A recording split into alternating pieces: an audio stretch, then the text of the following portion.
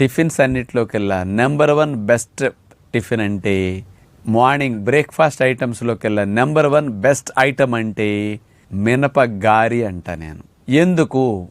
ఈ గారెని ఎలా తింటే ఎన్ని లాభాలు వస్తాయి?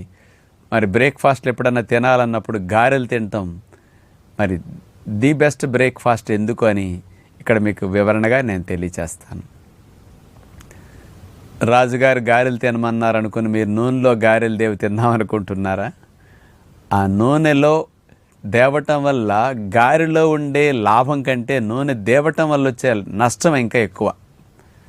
కాబట్టి మీరు హెల్దీగా గారెలు తినే టెక్నిక్ నేను ఒకటి చెప్తాను.